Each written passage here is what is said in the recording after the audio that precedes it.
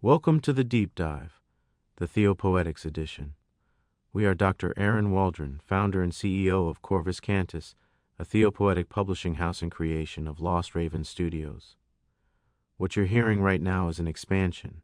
The original Deep Dive podcast has been a space shaped and supported by AI, a place where ideas are explored, questions are sharpened, and insight is generated through emerging technology. But this edition marks a widening of that circle.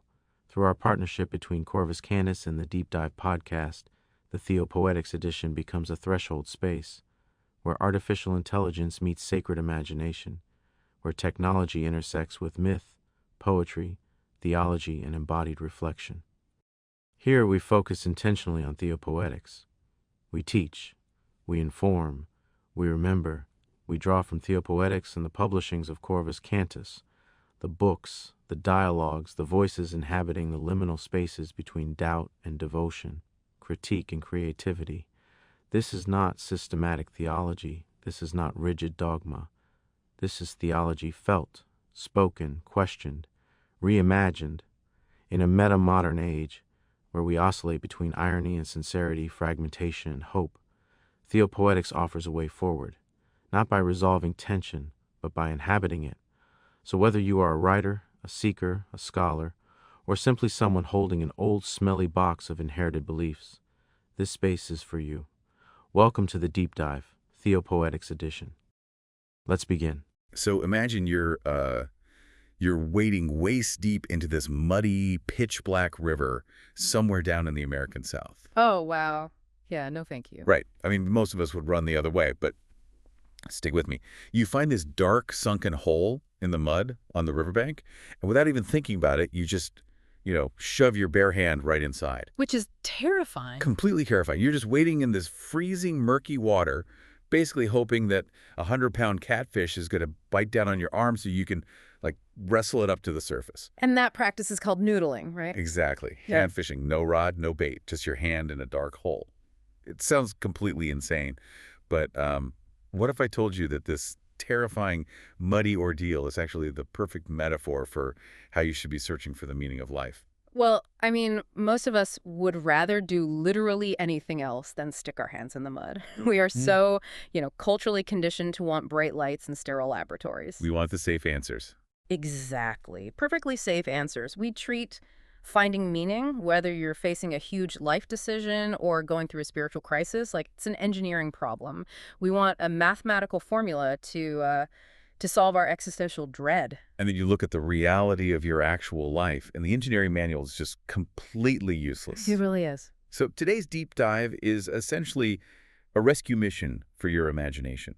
We are jumping into this remarkable 2026 book called Theopoetics, A Language of Wander and Wonder. It's published by Corvus Cantus and was written by Dr. Aaron C. Waldron. Yeah, and Dr. Waldron's background is fascinating. It really is. So just to set the table here, Dr. Waldron holds a Master of Divinity, which is, very traditional, heavy-duty academic theological degree. But they also work as a theopoet and a shaman in Journey. That combination of credentials is so important to understand right from the jump. I mean, an MDiv usually means someone has spent years in the rigid halls of academia, right? Yeah. Studying ancient texts, institutional doctrines, all of that. Right, the ivory tower. Exactly. But a shaman in Journey implies this ongoing, highly active spiritual practice that's rooted in indigenous or earth-based traditions. It emphasizes a direct physical experience with the spirit world.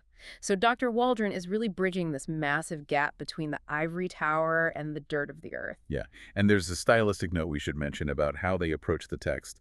Waldron uses the pronouns they, them, and their, and they deliberately write the entire book using the collective pronoun we. Which completely shifts the vibe from page one. It's not just an isolated, singular author lecturing you from behind a podium. Right, it's a vision of personhood shaped by community, by memory. And our mission today is really to see how abandoning our obsession with sterile facts and instead willingly reaching into that dark, unknown river can completely transform how you connect to the world around you. It's a radical shift. It moves us away from this modern compulsion to try and master the universe and pushes us toward a willingness to actually experience it. Okay, let's unpack this core concept driving everything here. The word theopoetics. Honestly, when I first saw the title, I assumed it was just, a collection of nice rhyming sonnets about God. Yeah, pastoral poetry to read on a quiet Sunday afternoon. A lot of people make that exact assumption. Right. But that's not what this is. Not at all. Waldron is doing something entirely different. To really grasp it, we have to strip the word down to its Greek roots. So you have theos, meaning the divine or God, and then poien, which means to make, to craft, or to bring into being. Which is where we get the word poetry. Sure, but in ancient Greece, poien wasn't a passive writing exercise. It was the physical labor of artisans, builders and creators. So it's active. It's not just sitting passively and describing something that's already there. Exactly. It is the active, ongoing crafting of new ways to experience the divine. And Theopoetics didn't just emerge in a vacuum. It was born as a direct rebellion against rigid, systematic theology. The airtight formulas. Yeah. Waldron argues that traditional theology too often gets reduced to these doctrines pressed into airtight formulas. It's this human compulsion to take the infinite, wild mystery of the universe and, stuff it into a neat little box so we can feel secure. It reminds me so much of how we treat knowledge in modern corporate culture. Like we try to shove every human experience, every complex project or emotion into a sterile spreadsheet. Yes, we want a clean metric for absolutely everything. But a spreadsheet can't capture what it actually feels like to, navigate a personal crisis. Or to fall in love. Or to lose someone you care about. Because the spreadsheet just gives you the illusion of mastery. It completely strips away the reality of the experience. And Theopoetics makes the case that when you do this to spirituality, when you reduce it to a list of absolute facts you just memorize and recite, you end up suffocating the very thing you're trying to understand. The mystery dies in captivity. Beautifully put. Yes. So if traditional theology is trying to build that airtight box, how does Theopoetics suggest we actually engage with the world? Because Waldron uses this incredibly stark imagery to contrast the two. They write that God is not a reflection pool constructed for comfort. God is an ocean. That is such a powerful metaphor. Waldron contrasts the systematic theologian with the theopoet using this exact tension. Think of the systematic theologian as a cartographer standing safely on the beach. Okay, map makers. Right. They want to draw a perfectly accurate map of the ocean. They map the borders. They categorize the marine life. They try to resolve all the terrifying unknowns into neat, manageable data points. But the ocean doesn't care about the map. Exactly. It actively resists closure. You can't understand the ocean by staring at a piece of paper. Because to actually know the ocean, you have to get in the water. You have to feel the resistance of the waves, the freezing temperature, the undertow pulling at your legs.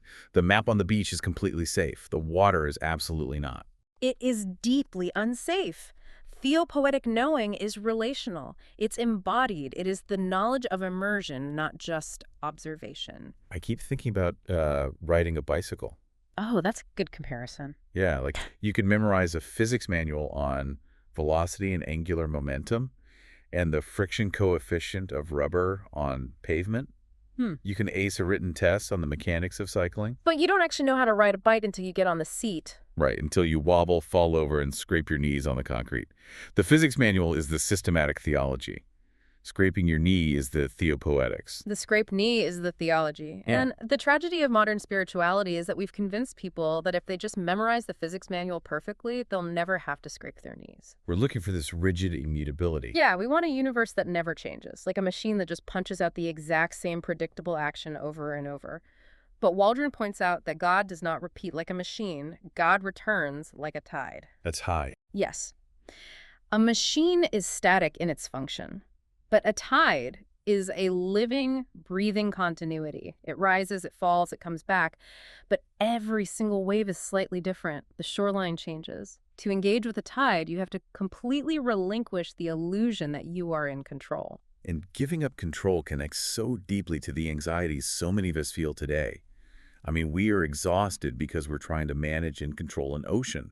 And the realization here is that surrendering to the tide might actually be the only way we learn to float. Which brings us back to that terrifying, muddy extreme we talked about at the very beginning. Ah, right, the noodling. Because getting tossed around by the ocean waves is one thing, but Waldron uses that visceral practice of hand fishing to describe how we actually pursue truth. It is the ultimate exercise in vulnerability. I mean, for those unfamiliar, you don't have the buffer of a fishing rod. You don't even have bait. You are wading into a murky river, finding a sunken pitch-black hole in the mud, and just offering your own bare hand. And keep in mind, you have no idea what is actually in that hole. No. You're hoping for a massive catfish, but these rivers are full of snapping turtles, venomous snakes, alligators.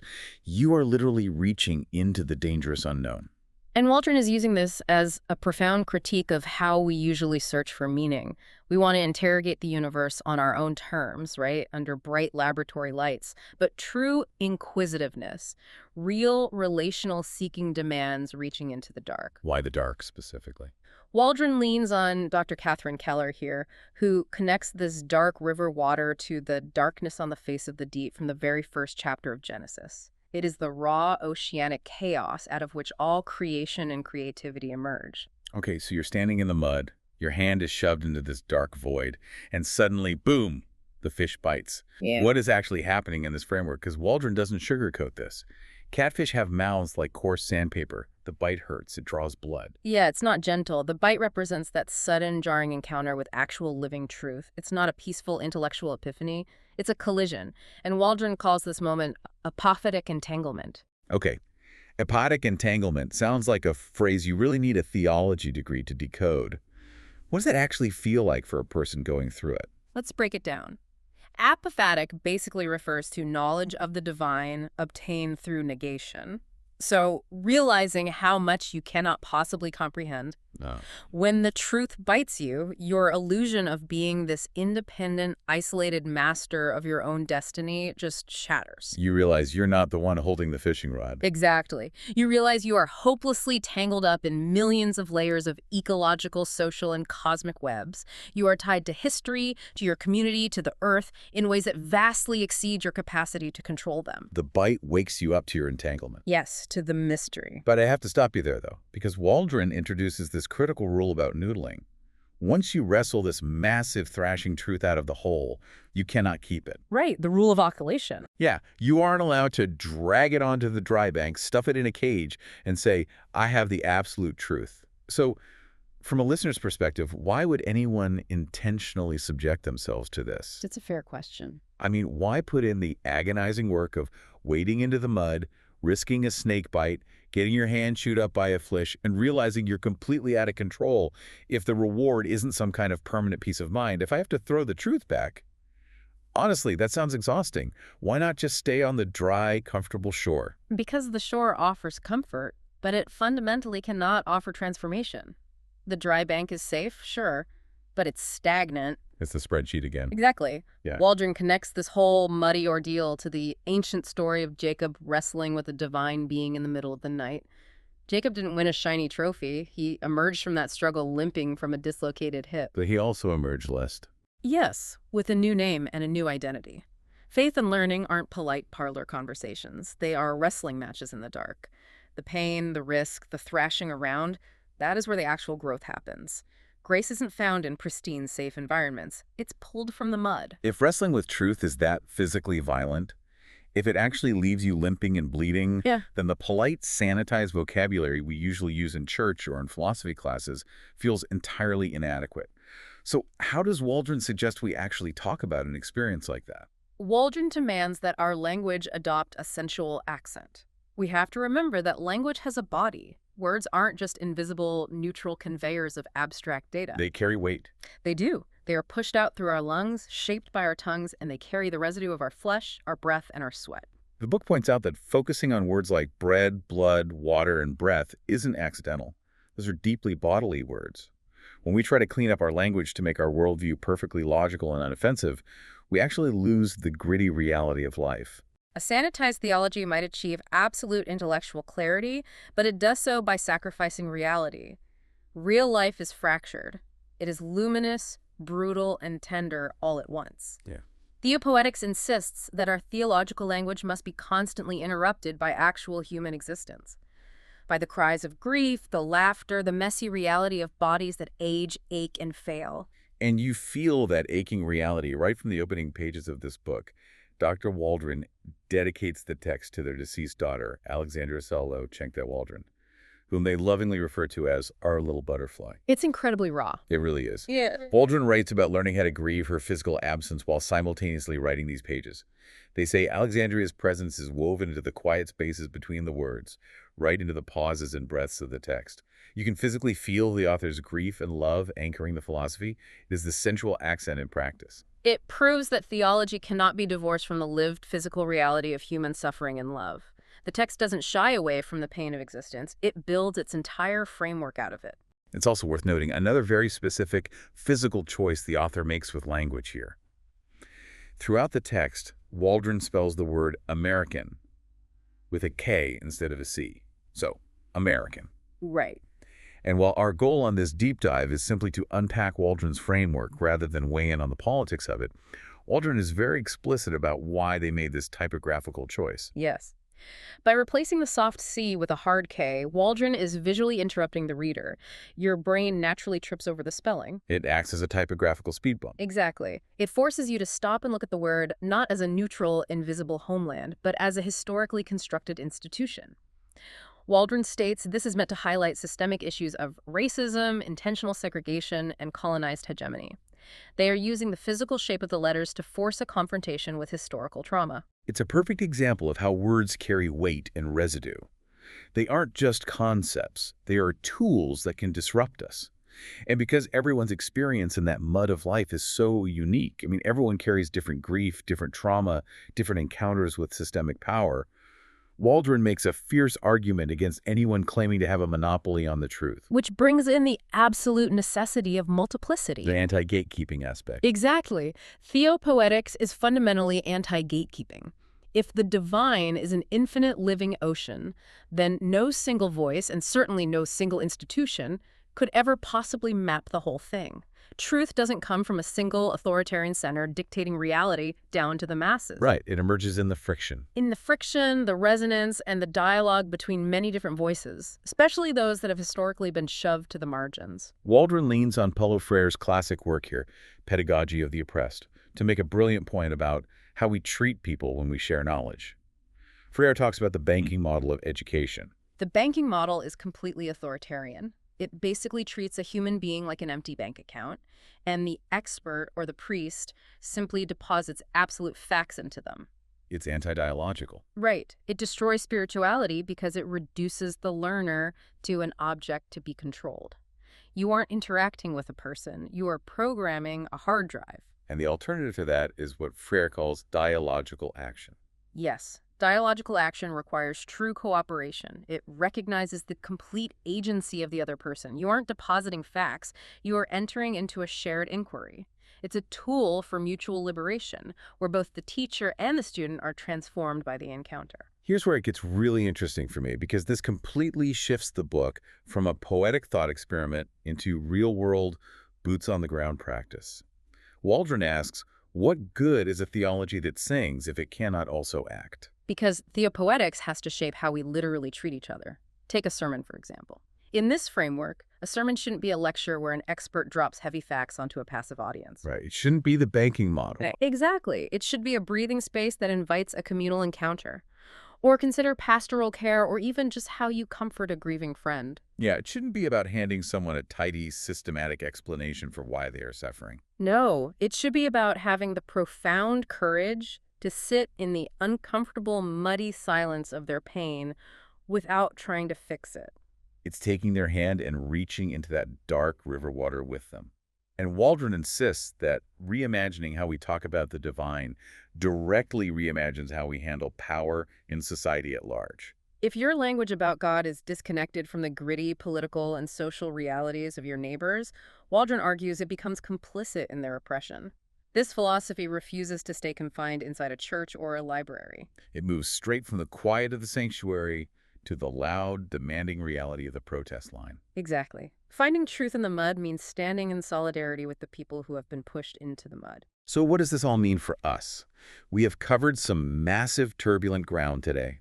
We started by dismantling the comforting illusion that spiritual or life knowledge is a spreadsheet of perfect facts. We shattered that reflection pool and stepped into a violent returning ocean. We explore the terrifying art of noodling for truth. willingly reaching into the dark, apophatic unknown, getting bitten, and waking up to the reality that we are deeply entangled in a universe we cannot control. We saw how our language needs to sweat, breathe, and bleed, just like we do. And finally, we realize that embracing that messy, multiple, muddy reality is the only authentic way to build solidarity and action in the real world. This deep dive shows us that learning and faith aren't about finding safety. They are about embracing trust and vulnerability. So, to leave you with a final thought to mull over, if the truth is indeed something that bites, something that dies the moment you try to drag it onto the shore and lock it in a cage of certainty, what piece of absolute certainty in your own life might actually be suffocating your ability to grow? Where in your life do you need to stop analyzing the water from the safety of the beach and just stick your bare hand into the dark? That is a perfect place to leave it. Thank you for joining us on this deep dive. Keep wandering, keep wondering.